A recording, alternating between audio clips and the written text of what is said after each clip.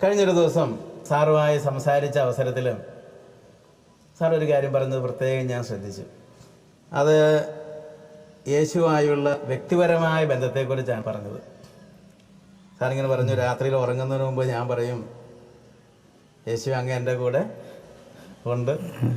അതെന്നെ വളരെയേറെ ആകർഷിച്ചു. ആ വ്യക്തിപരമായ ബന്ധത്തെക്കുറിച്ച് കുറച്ചും കൂടി ഒന്ന് വിശദമാക്കാവോ? ഏകാന്തത എന്ന് പറയുന്നത് ഒറ്റപ്പെട്ട ഒരവസ്ഥയാണ്. വേറെ ആരും കൂടെ ഇല്ലാത്ത ഒരു സന്ദർഭം.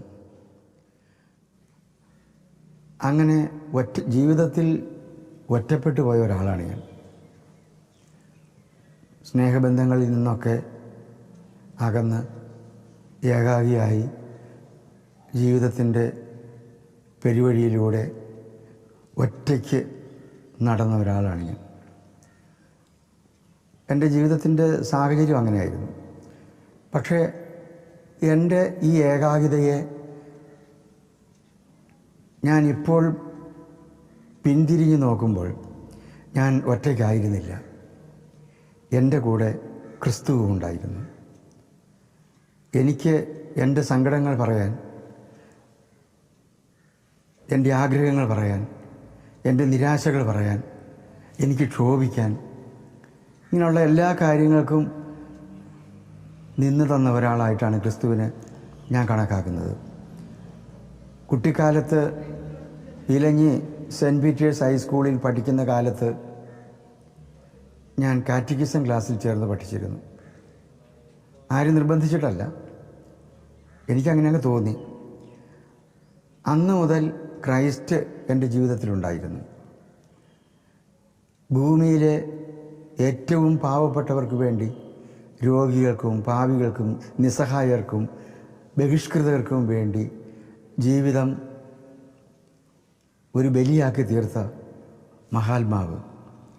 ആ നിലയ്ക്ക് എന്നെപ്പോലെയുള്ള ഒരു പാവപ്പെട്ട മനുഷ്യന്, ഏകാഗിയായ ഒരാൾക്ക് ക്രിസ്തുവാണ് ഏറ്റവും നല്ല സഹയാത്രികൻ എന്ന് ഞാൻ കണ്ടെത്തിയിരുന്നു.